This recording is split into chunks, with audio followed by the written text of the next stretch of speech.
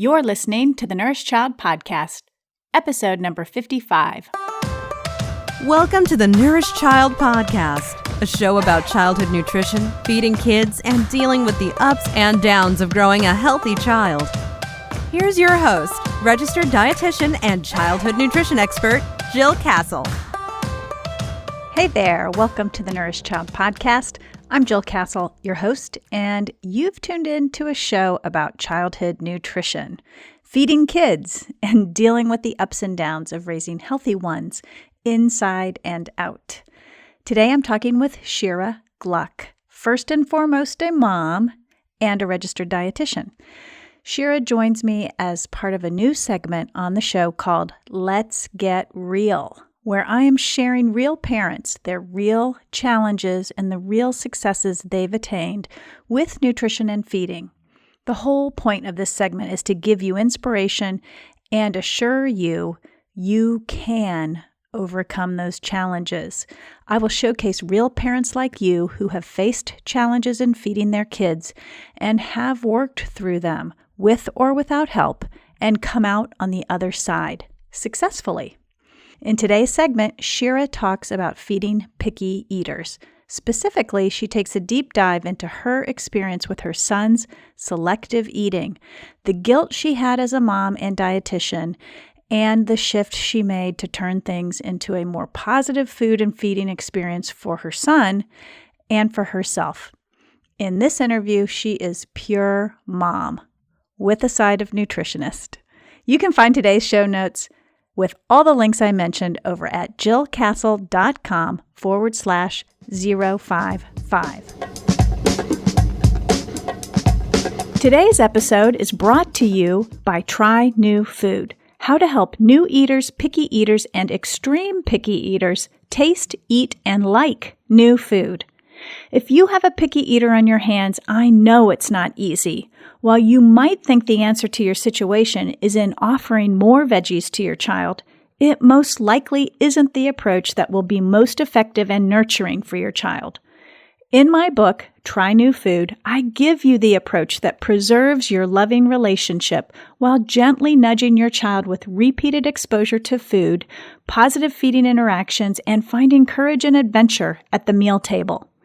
Go to www.jillcastle.com/books to grab your copy of Try New Food and start helping your child taste, eat, and like new food. If you'd like to be a guest on the Nourished Child podcast and share your real challenge and success, shoot me an email and we'll get it set up. To spur some ideas for you, if you're a parent who changed the way you serve family meals, changed your approach to meal preparation, altered your mindset on feeding, overcame a chaotic feeding experience as a child yourself and changed the way you feed your own, conquered your child's weight problems, over or underweight, or adapted to a medical condition like food allergies, learning challenges, digestive disorders, rectified a nutrient deficiency, or helped your athlete, I want to hear from you.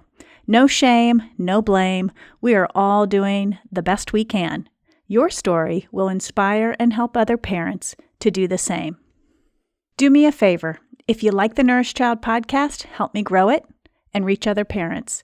Number one, you can share this episode on your Facebook, Twitter, or Instagram pages so more parents can find it and listen. Or secondarily, rate and review the Nourished Child podcast in Apple Podcasts or whatever app you use to listen to it. This will pull the Nourished Child up in rankings and make it way easier for other parents, teachers, healthcare providers, and others to find the show. Alrighty, let's meet Shira Gluck. Shira Gluck is a registered dietitian with a graduate degree in nutrition education from Teachers College, Columbia University. Her full-time job is being a mom. She has 3 boys, ages 8, 5, and 1. However, she sees clients on a case-by-case basis and is passionate about helping people achieve their health and wellness goals in wholesome, sustainable ways. Here's Shira. Hey, Shira, welcome to the Nourished Child podcast. Hi, Jill. It's so great to be here. I'm so glad to have you on this segment as part of this new theme I'm doing around how hard it is to feed kids, and having real moms come on the show with real challenges and talking through some real advice to overcome those challenges. So I'm really glad that you're going to be part of it. It's such a pleasure. I feel like if there's anything that I could do to help other moms, feeding kids is difficult. And so if there's really any help that I could provide with my experiences, it would really be such a pleasure. Oh, that's so wonderful. Well, why don't we start off with you? What have you experienced just as a mom? Obviously, you probably can't help but look through the dietitian lens at the same time, but what has been your experiences in feeding your kids? It's funny because you would think that because I went to school for nutrition and particularly nutrition education, that I would be really, really well equipped to deal with feeding kids. But when the time came to feed my oldest, I just had no idea what to do. Honestly, I was unprepared, completely and utterly unprepared. And I remember when I went with him to my pediatrician for his 4-month checkup. And she said, well, you can start giving him solids. And I said, oh, great, fantastic. I was excited. And you have these visions of the pictures of parents feeding their children, taking the spoons, and the kids are so happy to eat. And it was really exciting for me. So I bought those baby jars and I opened up the first one and was like, I had my camera ready and I put my spoon in. And he was just not interested at all. And it was so disappointing. But I just felt like this was what I was supposed to be doing. And so I didn't give up. And I just kept trying to give him the food, tried the oatmeal, tried this jar, that jar. And even though in retrospect, I really don't think he was ready for food yet, I just kept on going at it and trying to give him food in any way that he would possibly take it. And that's how the fun began. And what was his reaction, Shira? How was he reacting when you kept trying? He really disliked it. He would not want it. First of all, he didn't take the spoon easily. It's not like he just opened his mouth for it and took it. He was not interested. And so I tried to kind of wiggle it in and he just didn't want it. So I would try to distract him and get in a couple spoons, and I thought that I was doing the right thing. I just thought that this was supposed to be what I should do. This was the way that I was supposed to feed. I really had no idea. I really, really didn't know what I was supposed to be doing. And I just felt, I guess, pressured because, he's 4 months. This is what I'm supposed to be doing. And this is how I'm supposed to be feeding him. I just didn't know any better, and I just kept on trying. So Shira, at any point did you start to notice that it might be becoming a negative experience for him, or was he pretty even-keeled about the whole feeding sessions and eating? It's funny. It's an interesting question because obviously in retrospect, he was unhappy the whole time. But I think the real moment of awakening for me was when he was probably, I don't know, around a year old. And I was still he wasn't even eating regular food. At that point, he was still on baby jars and oatmeal because that was the only thing I could, and yogurt because I could just get that into his mouth, distract him and get it into his mouth. And I remember specifically, I was just desperately trying to get him to eat something. And he was always very interested in how things work. He still is. And so the best way for me to get food into him was to find something interesting, see how something moved or worked, and while he was watching or while he was interested in that, shove some food into his mouth. And so he actually was fascinated by how the water went down the toilet when he flushed the toilet. He was fascinated by that motion. So I remember took him into the bathroom with the yogurt. It's disgusting now that I think about it, and I can't believe I even did this. I'm so embarrassed, but I feel like you do the craziest things to get foods into your kids because you want them to eat. And so I remember flushing the toilet, and while he was watching that happening, sticking some yogurt into his mouth and thinking to myself, what on earth am I doing? I cannot believe that I'm sitting here doing this. What has this come to, So I really just feel like it was a process that started off on the wrong foot and just spiraled into terrible habits. And it was at that point where I just felt like a failure, I think. I just couldn't believe that I was actually stooping this low to get food into my kid.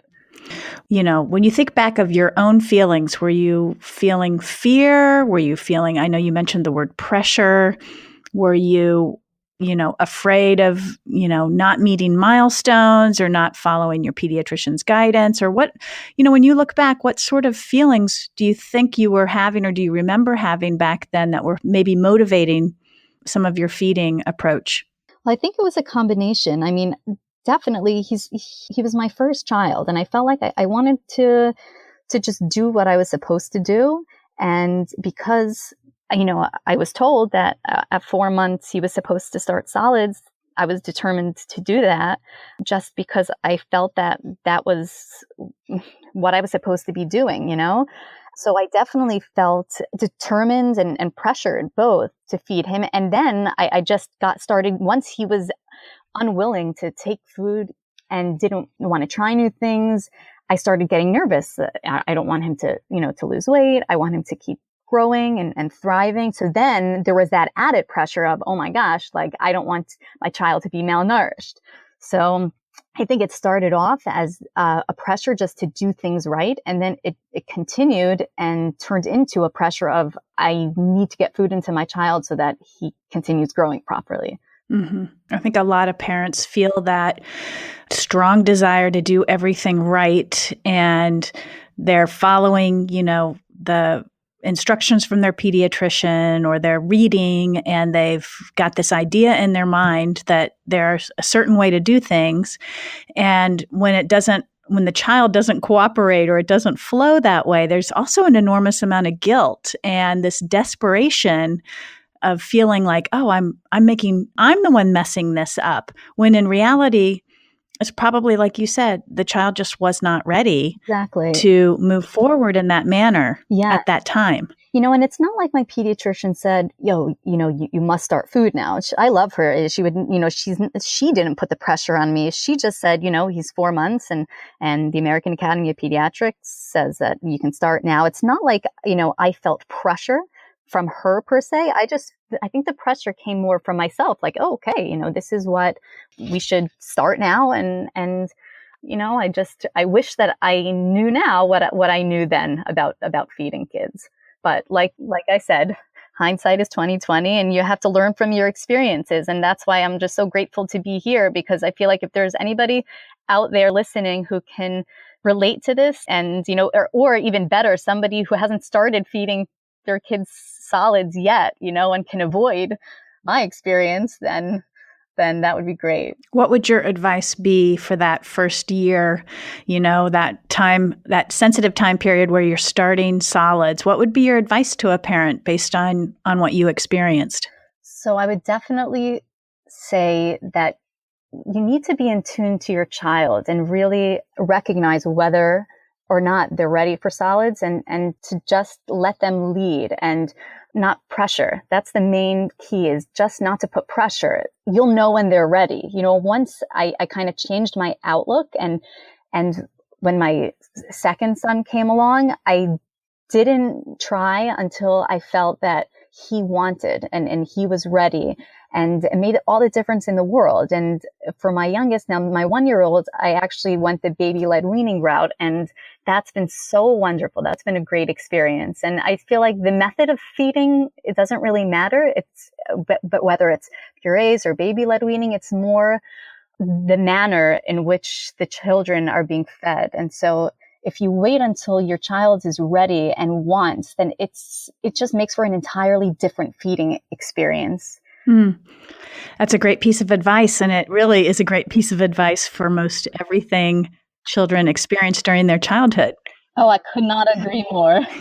Yeah, I mean, when they're ready to read, they are ready and they take off. When they're being forced to do it earlier than they are ready for it, it's a slow slog. Exactly. And in general, I really think that we give our kids less credit than they deserve. I really feel that children are wise, and if we give them the opportunity, we would be so surprised as to what they know and understand about themselves. Obviously, as a parent, we think that we know best, and we do know best to a very large extent. But our kids know a lot and understand a lot about themselves. And I think that, just deserve a lot more credit than we give them.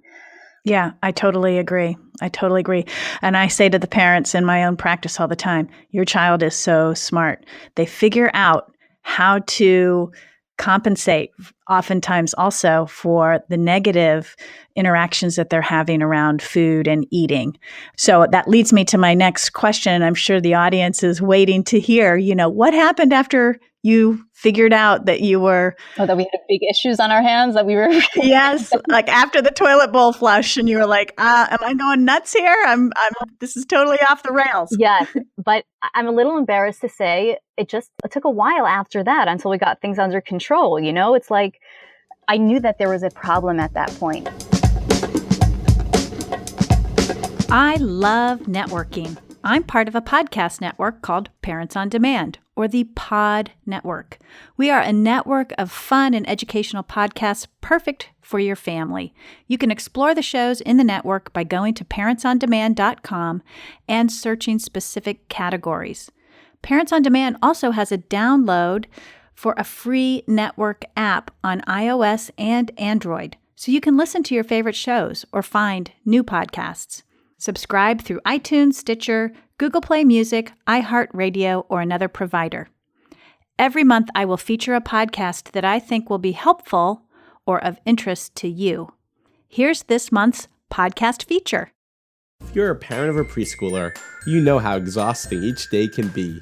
Between taking your child to school, racing to activities, balancing your home and work commitments, time is limited, and those parenting books that you keep meaning to read remain unopened on the shelf. We at Preschool Beyond are here to do the hard work for you.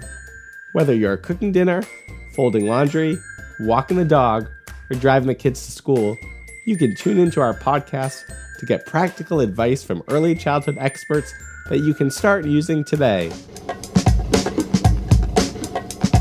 If you don't mind, tell us a little bit of how feeding played out. You said at a year he was still on purees and you were feeding him. Exactly. At a year, his diet consisted of the oatmeal cereal, jars, purees, and fruit, only fruits and yogurt. In fact, another crazy thing I think about now, and I just can't believe I did, we had gone to visit my husband's grandmother overseas when he was also around a year old. And I remember bringing boxes of glass baby food jars on the plane, because I was worried that he wouldn't have anything to eat, bringing the oatmeal cereal, bringing the food jars. And I just think now, oh my gosh, that's crazy. That's crazy. I remember having to pack them, so that they wouldn't crack.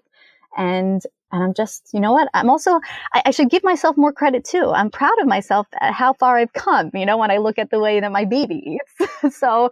Well, and also you were doing the best you knew how to do at that time. I mean, you were doing what you thought was best for your child at the time. And a lot of that, when I hear you say, I packed the baby jars because I was afraid there wouldn't be anything to eat, you're not the only one doing that. It just looks different for every family. But there are a lot of families that are raising children who are more selective with eating. And that fear that the child will go hungry or that the child won't have anything to eat is a real fear. And it motivates those decisions and those actions because they don't know what else to do.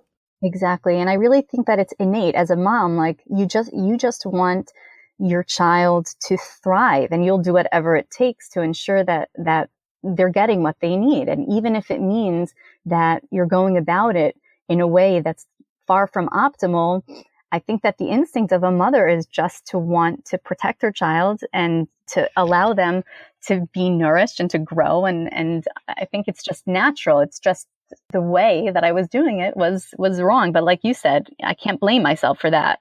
I think it's a very natural instinct and one that many, many parents use. So you went on a trip and you packed all the food with you.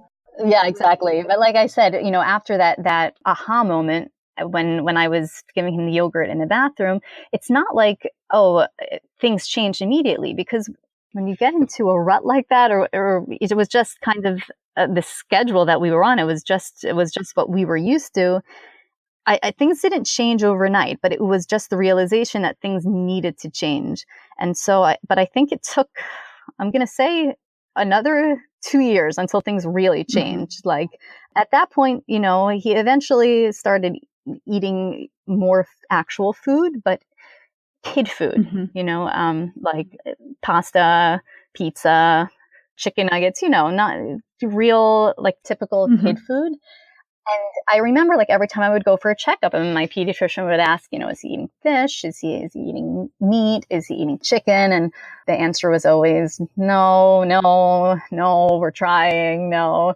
And so at around, I would say when he was around close to 3, I remembered that when I was in graduate school, I had a class in graduate school, a life cycle nutrition class, and we had read Ellen Satter's book, Child of Mine, in that class. And for those who are unfamiliar, Ellen Satter has a really, really wonderful way of feeding kids. And her approach is that the parent is responsible for what the child eats and when they eat, and the child is responsible for whether and how much they eat.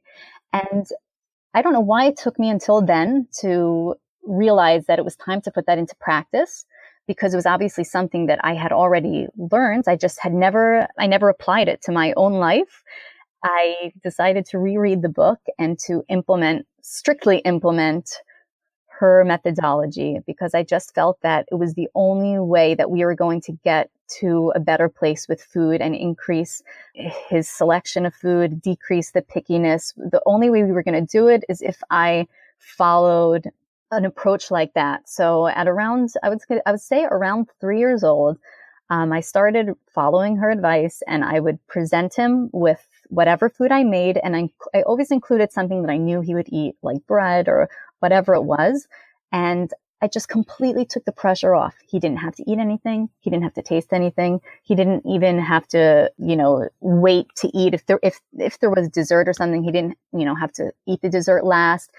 There was nothing, no more pressure. And once I did that and I stuck to it, persistence was the key.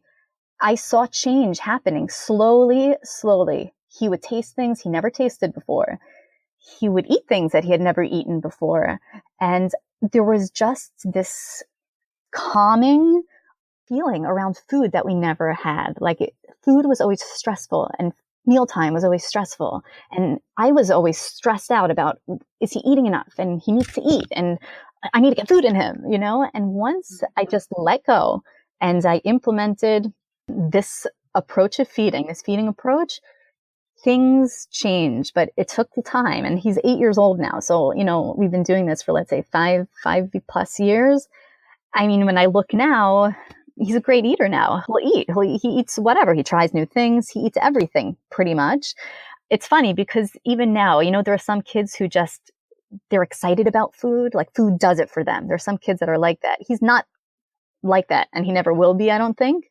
But he's a lot braver around foods, and the fact that his brother is a much more courageous eater, and also I think helps. But it's just great now. Thank you. Yeah, been life-changing, it sounds like. Completely. No, it really has. And so when I speak to my friends and they're telling me, lamenting about how, it's funny, a lot of times I find that it's with the oldest. I just think that there's obviously less experience, you know, and we just don't know as much. But a lot of my friends will have very similar experiences. And so I look back and I remember, and I'm just so glad that we are where we are today. But it was really difficult on my part to be able to let go and to stick to it, because it's not like because that essentially means you're handing over the reins of how much your child eats. And that's not easy to let go of. And so, especially when you see that they may not eat anything at a meal, you know, your instinct is like, don't leave the table until you eat something, you know. But that's pressure. That's exactly. And of course, as you said, it's all coming from a good place, but it just was not beneficial for anybody. So for our listeners who might not be familiar, Ellen Satter, you can find her on the EllenSatterInstitute.com. Her book, Child of Mine, I will include a link in the show notes too. And I also read Child of Mine before I ever stepped foot on a pediatric floor in my training, my mentor said, before you step on a floor, you need to read this book. So I did. So I had the fortunate advantage of, and I feel before I had my own children, that I already had a great knowledge of Ellen's division of responsibility, which is the approach. The parent is in charge of the what, the when, and the where, and the children are in charge of the whether and how much. I already had that sort of in my bones when I had children, but I still ran into mistakes. So there's more to feeding than just the feeding approach or the strategy. There's that blend of knowing what to feed kids, because nutrition is a big part of growing healthy children.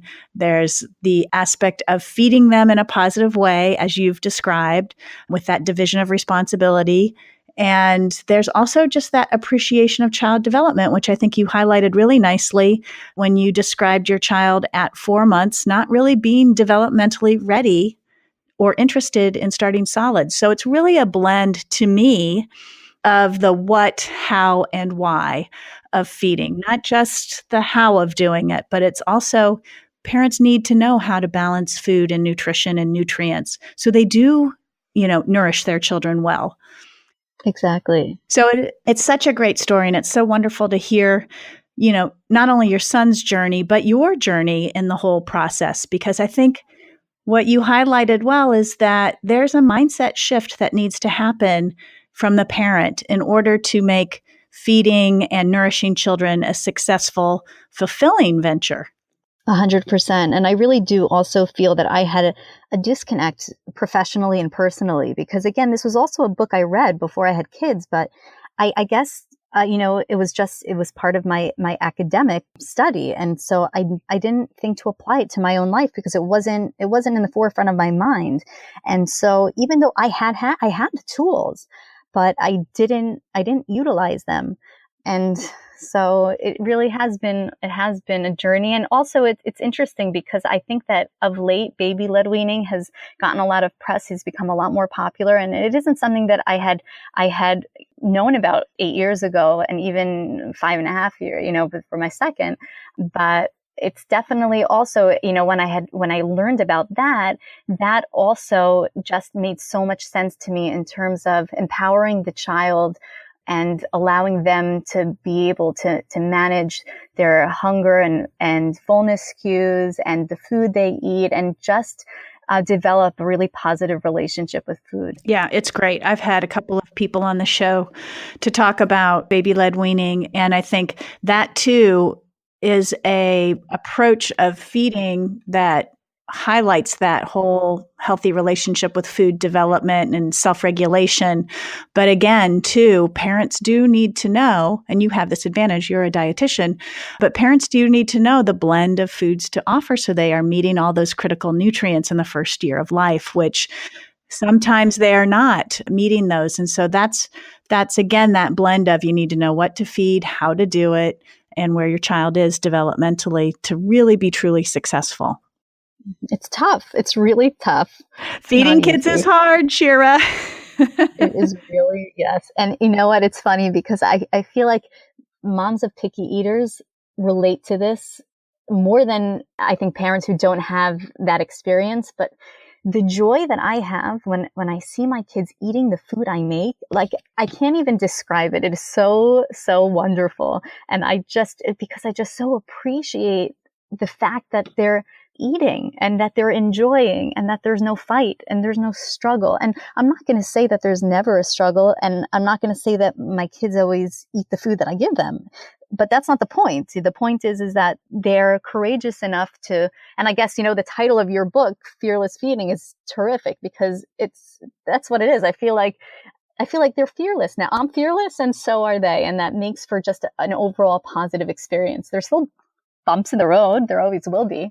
But overall, it's been so much better, thankfully. I feel like when parents can be fearless with feeding, then their children, they can raise children who will be fearless with eating. And it's not perfect. I have 4 of my own children. We've had our ups and downs as well. The point is not to be perfect. The point is to recognize that it's a journey laden with ups and downs. And even when you have these great stretches where everybody is happy and everything's going great, knowing that down the road, there will be other bumps and glitches along the way. And that's part of raising kids. It's not a linear line to the finish line. It's varied and laden with typical childhood developmental milestones and the individual child's personality. I mean, there's just so much. The environment that they're in, the exposure that they get. There's so many things that can get things off track. But I think as a parent, if you can feel confident in your feeding skills and your approach, and you have a system for food, a strategy for feeding, that if you have that in play, you can be at least calm within yourself. And when you're calm within yourself, you're less likely to make the mistakes like pressuring kids and nagging them all the time to eat and all these things that parents get, stuck in unintentionally, but that do interfere with how well children do with food and eating. Absolutely. No, and sometimes it's difficult because we can be with family members who feel differently, and they'll see that somebody's not eating or hasn't eaten a lot, and they'll make comments like, you can't leave the table until you finish your food, you haven't eaten anything, come, let me read you a book and I'll give you the food, and so it also can be tough when you're trying to educate and to work a certain way and to help your children, to give them the tools to be independent eaters, and there are differences of opinion. So that's always kind of tough too, to make everybody happy. Yeah. Well, Shira, I really appreciate your story and your willingness to share your story. I think you brought a lot of insight to parents who are out there listening to the show and highlighting that, feeding kids is hard, but there are strategies and ways that you can get through it. And I love all the advice that you provided. And I want to thank you for coming on the Nourished Child podcast. My pleasure. Thank you so much for having me, Jill. You're welcome. Shira's story is a good representation of how feeding picky eaters can get off track, even when you don't want it to. The fear and desperation of wanting our kids to eat can take over and lead us into actions we wouldn't dream of doing if we weren't in the thick of it. As Shira points out, sometimes we have to dig into many solutions and try things out before they stick. It wasn't easy for her to change herself and help her son, and it wasn't immediate. But over time, she did it. Consistency and perseverance helped her gain traction in this area. Shira's bottom line: getting kids to eat well is a process, particularly in dealing with picky eaters. Don't get discouraged. Change will not happen overnight. Celebrate small victories and remove any pressure surrounding food. Right now, Shira is working on getting her baby to sleep normally. You can connect with her via email. I'll include her email in the show notes over at jillcastle.com/055. I hope Shira inspired you to change the things that aren't working as you feed and grow your child. Thank you for listening today. I'm Jill Castle, and the purpose of this podcast is to help you nourish your child, no matter his eating tendencies, from a holistic place, inside and out. Again, you can find today's show notes over at jillcastle.com/055. If you'd like to stay in touch with me, join my Facebook page, The Nourished Child, subscribe to my Monday morning newsletter, or subscribe to the show so you get a notification every time I release a new one. If you know in your heart you can do better by your child, check out my book, Try New Food. It will help you start to release any pressure you have placed on your child to eat and help you gently expose your child to new food. Last, if you'd like to share your Let's Get Real story, send me an email at jill@jillcastle.com. Again, thanks for joining me today. I'm so very glad to connect with you. Please be sure to give the child in your life a loving squeeze today. Bye for now. Thanks for listening to the Nourished Child podcast, where the #1 goal is to help you grow a nourished child inside and out.